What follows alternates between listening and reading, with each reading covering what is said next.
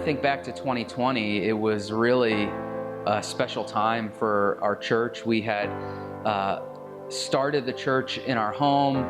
We had outgrown the home, moved into the Boys and Girls Club here in Wallingford, and we're transitioning out of the Boys and Girls Club to a historic church building here in the center of Wallingford.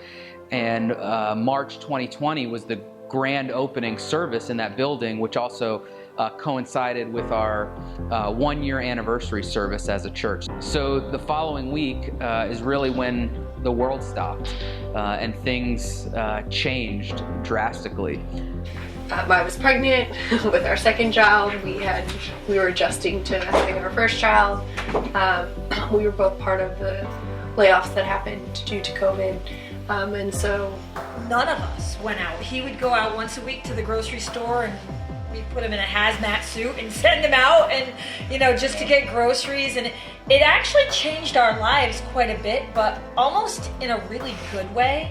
The very next service we had, basically after our grand opening service, was our first ever online service.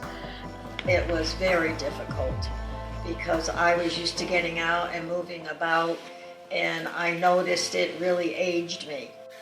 But yeah, having kids during COVID is unique in the fact that, by the time we were finally able to kind of venture out with our daughter after she was born is when everything shut down. And we really knew that we wanted to start not just an event, but a community. It wasn't about putting on a religious show. It wasn't about smoke and lights. It was about the people of God being in one another's lives and caring for one another in the name of Jesus.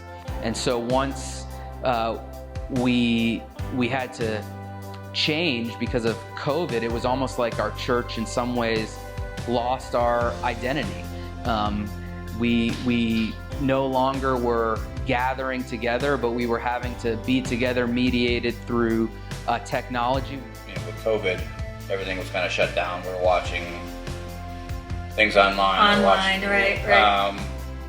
So that was good in that sense, but we wanted a preacher that was actually in front of us. You're kind of like, okay, Lord, what's next? And in the midst of that, it was incredible to see God in his care for his people and for our church bringing new families into our community, bringing new people to be with us and to bring their gifts and talents and perspectives into our church community. Yeah, I think we're very blessed that we found CPC so quickly because we did know coming into the New England area it would look different finding a church than it did when I'm from Missouri and he's from Florida and we both lived in Florida. And we said, I think this might work. There's kids here, there's older people, there's middle of the road like us, and I said I think it might work. And for me it's been nice to have a community in general that loves us and cares about us. This feels like home. This feels like where we need to be. And in just reflecting on the goodness of God over that time, in 3 years as a church community, 2 of which being in a pandemic, it's really exciting to think about what the next step in the life of our church will be. From day one, we felt like we belonged here. From day one, there was no awkwardness. There was no, maybe. We really felt like this could be our church home from the minute we walked in the door.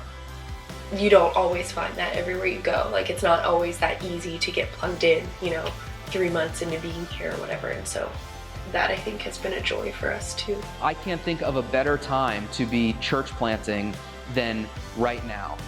In this new reality that we're living in, proclaiming the hope of Christ and offering community and belonging and connection to a world that's been disconnected now for over 2 years. So I'm excited about what God's doing. I'm excited about the people that we're doing it with, and I'm just thankful that the Lord has been with us, and I know He'll continue to be as we move forward into the next year and years after in the life of our church.